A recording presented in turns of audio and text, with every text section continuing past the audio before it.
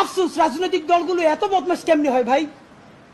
ভিতরে তারা একটা বারো ভালো করে কোন রাজনৈতিক তারা নির্বাচনের ম্যাপ দেয় না। প্রধান উপদেষ্টারে তারা গিয়ে বলে বড় দলগুলা, ওই পেট্রো বাংলার চেয়ারম্যানটা কিন্তু আমাদের লাগবে, অমুক বিশ্ববিদ্যালয়ের ভিসি কিন্তু আমাদের লাগবে, স্বরাষ্ট্র আর জনপ্রশাসন মন্ত্রণালয়ের সচিবটা কিন্তু আমাদের লাগবে।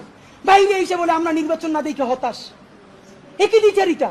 তা আপনার প্রতি অনুরোধ, এই যে আপনারে বাহিরে এসে বলে যে আপনি নির্বাচন দেন না, আপনি কেন প্রেস মিট করে বলেন না বিএনপি আমার পেট্রো বাংলা চাই, জামাত আমার স্বরাষ্ট্রমন্ত্রী চাই, এনসিপি আমার কাছে জনপ্রশাসন চাই, বলে দেন।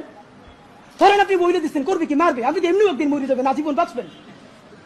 আপনি বইলে দেন না, ওদের নেংটা কইলে দেন।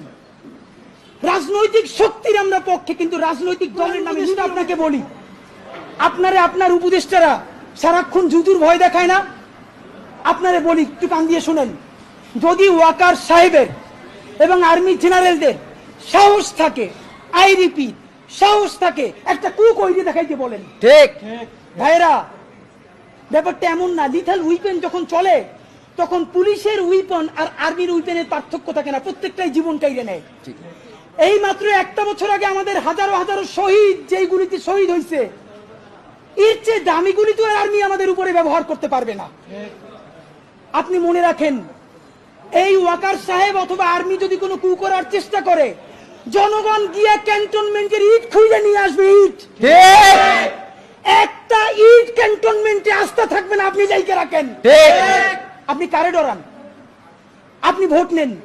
মিনিমাম 100 রিক্সাওয়ালার সাথে কথা বলেছি গতকাল পর্যন্ত, প্রত্যেকে বলে এই উপদেষ্টাদেরকে তারা বিশ্বাস করে না, কিন্তু ইনুস বেড়া ভালো। এর মানে সারা বাংলাদেশের জুলাই যোদ্ধারা, জুলাইয়ের পক্ষের শক্তিরা আপনার মুক্ত দেখা এখন পর্যন্ত এই সরকারের একটা হাত ধরে রাখছে। কিন্তু এই উপদেষ্টাদের কেউ কেউ ইতিমধ্যে রাজনৈতিক দল যারা সামনে ক্ষমতায় আসবে তাদের সাথে নেগোসিয়েশন করে কেউ সামনে আইনমন্ত্রী হবে, কেউ অন্যান্য মন্ত্রী হবে, কি কি হবে এইটা পাকাপোক্ত কইরে এখন তাদের জবানে আমাদের ঘোষণাপত্র লিখে দেয়। ঠিক এখন সেই ক্ষমতায় যারা আসবে সেই দলের মুখপাত্র হয়ে তারা এই সরকারের মধ্যে কাজ করে। প্রধান উপদেষ্টা, আপনার একটা কথা বলি, আমরা আগেও বলেছি এই সরকারের সকল উপদেষ্টার এক পা অন্য দেশে, বিপদ হইলে ভাইগে যাবে, কিন্তু আমরা দৃঢ়ভাবে বিশ্বাস করি আপনি ভাগবেন না। এর প্রমাণ, আপনি যদি ভাগতেন, পৃথিবীর কোন দেশ আপনারে রাখতে চায় না বলেন? তাহলে হাসিনার আমলেও 10 তলা বিল্ডিং পাইয়া আপনার আদালতে হাজিরে আপনি দিতে আসতেন না। ঠিক, আপনি তখনই বিদেশ থাকতে পারতেন। আপনি এই দেশে থাকতে চান বলেই আপনি আসছেন, আমরা বিশ্বাস করতে চাই।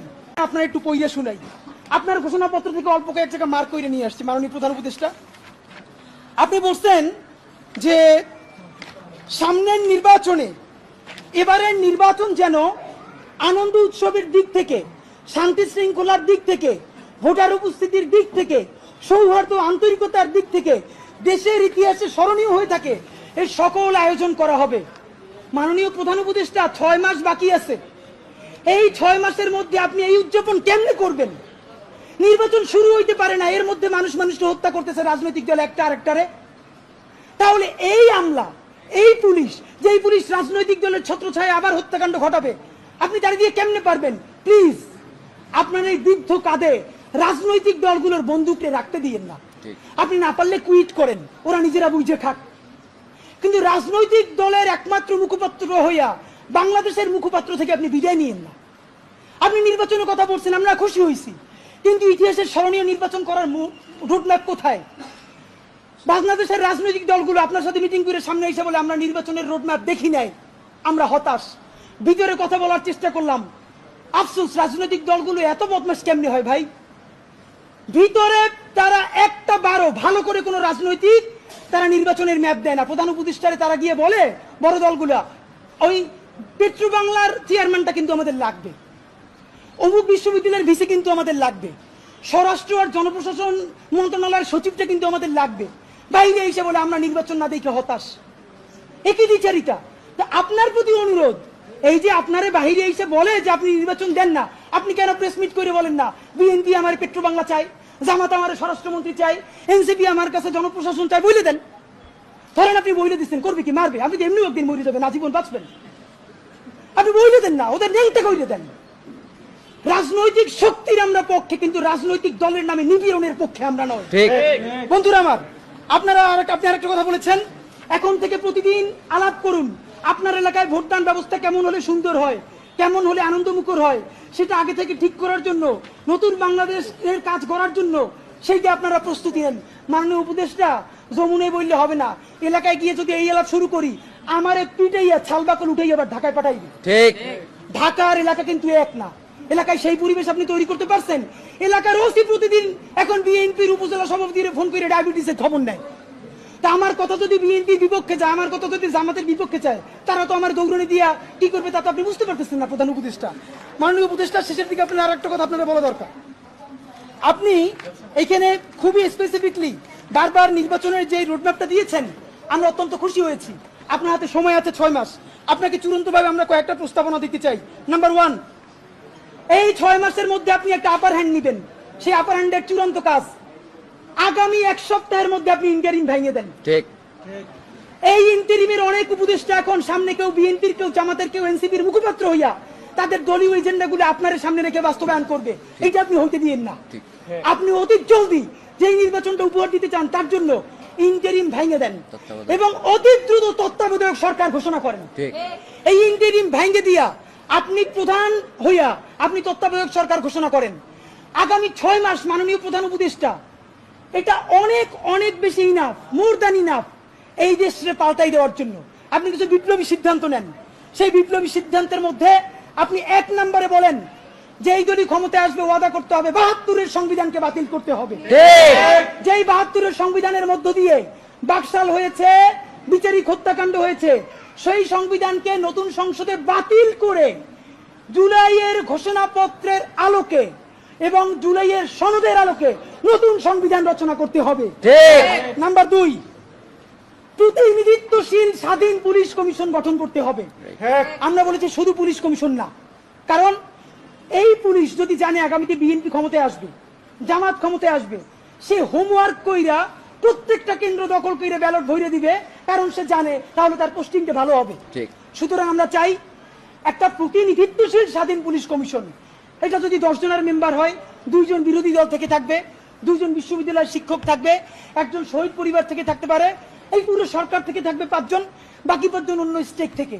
যদি সেটা হয় তাহলে ন্যূনতম তাকে কিন্তু একটা কন্ট্রোল করা যাবে। নাম্বার 2, আপনি ন্যূনতম জুডিশিয়াল রিফর্ম না করে আপনি কিসের নির্বাচন দিচ্ছেন? এই যে নির্বাচনে খুন হবে প্রচুর, সেই খুনগুলো নিয়ে তো মামলা হবে। আমরা এই যে আসিফ মাহমুদ বনাম ইশরাক হোসেনের যে ক্যাচাল, সেই ক্যাচালে দেখলাম আদালত পর্যন্ত স্বীকার করতেছে যে এই ব্যাপারে রায় দেওয়ার উপরে তার উপরে চাপ ছিল।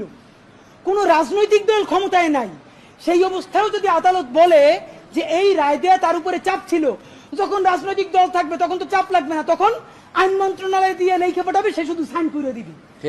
সুতরাং আপনি জুডিশিয়াল রিফর্ম কি করলেন সেই থেকে আপনাকে স্পেসিফিকলি বলতে হবে। জনপ্রশাসন সংস্কার, সবকিছুতে একমাত্র বিসিএস প্রশাসন ছড়িয়ে ঘুরাবে তা হইতে পারে না। আপনি ক্ষমতার ডিসেন্ট্রালাইজেশন করেন, আপনি পুলিশকে একটু ভিন্ন করেন, আপনি অন্যান্য ক্যাডারগুলোকে আরেকটু এম্পাওয়ার করেন। এই যে জনপ্রশাসন সংস্কারের মধ্যে প্রশাসকরা নিজেদেরকে প্যারালাল রাষ্ট্র ভাবে, এইটা আপনি ন্যূনতম ভাঙিয়ে দিতে না পারলে আবার তো সে আমলাতান্ত্রিক দেশ করবে। এবং আপনাকে সর্বশেষ আমরা বলতে চাই, আগামী 6 মাস আমরা আপনার কাছে অ্যাকশন দেখতে চাই। সেই অ্যাকশনটা হলো, এখন চলে আগস্ট মাস, আগস্টের মধ্যে আপনি ইন্টারিম ভেঙে দেওয়ার চূড়ান্ত রূপরেখা প্রণয়ন করেন। এতদিন বলছি আমরা বিচার সংস্কার, বিচারের কোন কোন রায়টা আসবে আপনি তা তো একটা বললেন না এই আপনার দীর্ঘ বক্তৃতার মধ্যে, কিন্তু আপনি ঠিকই নির্বাচনের সব কথা তো বললেন। থ্যাংক ইউ, আপনি এটা বলেছেন। তাহলে বিচার নিয়ে আপনি এরকম বলতেছেন না কেন? নাম্বার 2, এতদিন আমরা আগে বলেছি সংস্কার, তারপরে বলেছি মৌলিক সংস্কার, না এখন মৌলিক সংস্কারও বলি না, নির্দিষ্ট 5টা সংস্কারের কথা বলেছি। আমরা পুলিশের সংস্কার চেয়েছি, আমরা জুডিশিয়াল রিফর্মের কথা বলেছি, আমরা নির্বাচন কমিশনের যে বর্তমান প্যাটার্ন এইটা ভেঙে দেওয়ার কথা বলেছি। প্লিজ, কোন সংস্কারটা কবে হবে? নির্বাচনের আগে যদি আপনি একটা সংস্কার নিজে করে দেখাতে না পারেন তাহলে বলেন, প্রবাস থেকে লক্ষ টাকা প্লেন ভাড়া দিয়া বাংলাদেশের মানুষ কেন ভোট দিতে আসবে বলেন? সে তো জানে একটা সংস্কার আপনি করতে পারেন নাই। এই যে ভোট দিয়ে যাবে যারা ক্ষমতায় যাবে, তারা ঠিকই আগর কাটামতে সব 91 যেরকম তারা চুক্তি ভঙ্গ করেছে, চুক্তি ভঙ্গ করে আবার ফ্যাসিবাদ কায়েম করবে। শুধু শুধু সে কেন দেশে ভোট দিতে আসবে বলেন? সুতরাং আপনি যদি সত্যিকারে চান বাংলাদেশের ইতিহাসের সেটা নির্বাচন হোক, প্রবাসীরা ভোট দিক, লক্ষ লক্ষ টাকা খরচ করে মানুষ ঈদের মতো উদযাপন করুক, তাহলে ন্যূনতম কয়েকটা বিচার আপনার নির্বাচনের আগে করে দেখাতেই হবে। ঠিক। এই ইন্টারিমের সকল উপদেষ্টাকে বিদায় দিয়ে নতুন ফ্রেশ তত্ত্বাবধায়ক সরকার গঠন করতে হবে। ঠিক। এবং অতি দ্রুত আপনাকে রেভলিউশনারি কিছু কাজ করে দেখাতে হবে, যাতে মানুষ বিশ্বাস করে রাজনৈতিক দলগুলো আসলেও তারা কোনো ধরনের গাদ্দারি করতে পারবে না।